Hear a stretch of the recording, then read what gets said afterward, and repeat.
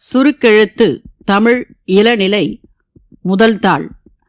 நிமிடத்திற்கு 70 வார்த்தைகள். Be ready for trial dictation for 2 minutes, 15 seconds, 10 seconds, 5 seconds. Begin. மாண்புமிகு பேரவை தலைவர் அவர்களே, இந்த ஆண்டு மாண்புமிகு நிதி அமைச்சர் அவர்களால் இந்த மாமன்றத்தில் சமர்ப்பிக்கப்பட்டிருக்க கூடிய நிதி நிலை அறிக்கையின் மீது பேசுகிற வாய்ப்பினை வழங்கியதற்கு எனது நன்றியினை தெரிவித்துக் கொள்கிறேன். இந்த நிதிநிலை அறிக்கை தடைகளை கடந்து வளர்ச்சியை நோக்கிச் செல்லும் நிதிநிலை அறிக்கை. அதாவது இயற்கை பேரிடர், நிதி நெருக்கடி பேரிடர் என்ற 2 தடைகளை தாண்டி சமர்ப்பிக்கப்பட்டுள்ள ஒரு சிறப்பான நிதிநிலை அறிக்கை இது என்று சொன்னால் அது மிகையாகாது. ஆதரவற்றோர், தனித்து வாழும் முதியோர், ஒற்றை பெற்றோர் குடும்பங்கள், பெற்றோரை இழந்த குழந்தைகள், மனநலம் குன்றியவர்கள், மாற்றுத்திறனாளிகள், சிறப்பு குறைபாடு உடைய குழந்தைகள் உள்ள குடும்பங்கள் போன்ற சமூகத்தின் விளிம்பு நிலை மக்களை கண்டறிந்து அவர்களுக்கு தேவையான அடிப்படை வசதிகள் மட்டுமின்றி கல்வி, வேலை வாய்ப்பு, திறன் மேம்பாடு, வீடுகள் போன்ற உதவிகளை அளிக்கக்கூடிய தாயுமானவர் திட்டம் இந்த நிதிநிலை அறிக்கையில் இடம்பெற்றுள்ளது மிகுந்த மகிழ்ச்சியை அளிக்கிறது.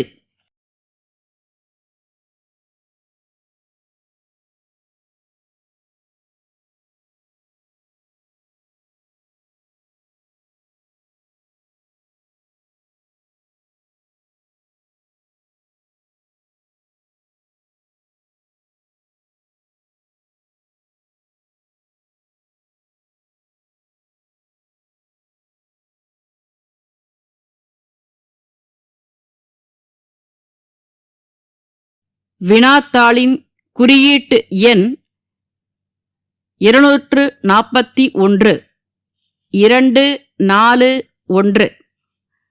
படிக்கப்பட்டதை சுருக்கெழுத்தில் எழுதிக்கொண்டு சுருக்கெழுத்து எழுதிக் கொண்டதை அதற்கு நேரான விரிவெழுத்தில் எழுத வேண்டும். சுருக்கெழுத்து திறனுக்காக 10 மதிப்பெண்கள் ஒதுக்கப்பட்டுள்ளன. விரிவெழுத்தில் எழுதும்போது கையெழுத்து தெளிவாக இருப்பதுடன் வரிகளுக்கிடையே உரிய இடைவெளி இருக்க வேண்டும். 15 seconds, 10 seconds, 5 seconds. Get ready. Begin. மாண்புமிகு பேரவைத் தலைவர் அவர்களே, இந்த ஆட்சி பொறுப்பேற்று 4வது ஆண்டை நிறைவு செய்து 5வது ஆண்டில் அடியெடுத்து வைக்கும் பொற்காலம் விரைவில் தொடங்க உள்ளது என்பதை முதற்கண் மட்டற்ற மகிழ்ச்சியுடன் தெரிவித்துக் கொள்கிறேன். மக்களுடைய நம்பிக்கைக்கு ஏற்ப தமிழ்நாடு இன்றைக்கு எல்லா துறைகளிலும் தலை நிமிர்ந்து நிற்கிறது என்பதை நெஞ்சை நிமிர்த்தி இந்த மாமன்றத்தில் பெருமையோடு நான் சொல்லிக்கொள்ள விரும்புகிறேன். இது சாதாரண சாதனை இல்லை, கடும் உழைப்பால் விளைந்த சாதனை. இதுவரை தமிழ்நாடு பார்க்காத சாதனை. இன்னும் சொல்ல வேண்டுமென்றால் இந்தியாவிலேயே எந்த மாநிலமும் செய்யாத சாதனை. பொருளாதார வளர்ச்சியில் முதன்மை மாநிலம் என்ற தகுதியை தமிழ்நாடு பெற்று இருக்கிறது. தமிழ்நாட்டின் வரலாற்றிலே இந்த அளவுக்கு வளர்ச்சி இதுவரை ஏற்பட்டதில்லை. இதனை நான் சொல்லவில்லை, ஒன்றிய அரசின் புள்ளி விவரங்கள் தெரிவிக்கின்றன என்பதை இங்கே நான் சுட்டிக்காட்ட விரும்புகிறேன். கடந்த 4 ஆண்டுகளில் கல்விக்காக அரசு செய்திருக்கின்ற திட்டங்களால் நடுநிலை பள்ளிகளில் இடைநிற்றலே இல்லை என்ற நிலையை நாம் எய்தி இருக்கிறோம். உயர்கல்வியை எடுத்துக்கொண்டால் இந்தியாவில் உள்ள சிறந்த 100 கல்வி நிறுவனங்களில் தமிழ்நாட்டில் இருக்கின்ற 18 கல்வி நிறுவனங்கள் இடம் பெற்றுள்ளன. மிகச்சிறந்த 100 பல்கலைக்கழகங்களில் 22 பல்கலைக்கழகங்கள் தமிழ்நாட்டில் இருக்கின்றன. நிலையான வளர்ச்சி இலக்குகளுக்கான குறியீட்டில் தமிழ்நாடு 2வது இடத்தில் இருக்கிறது.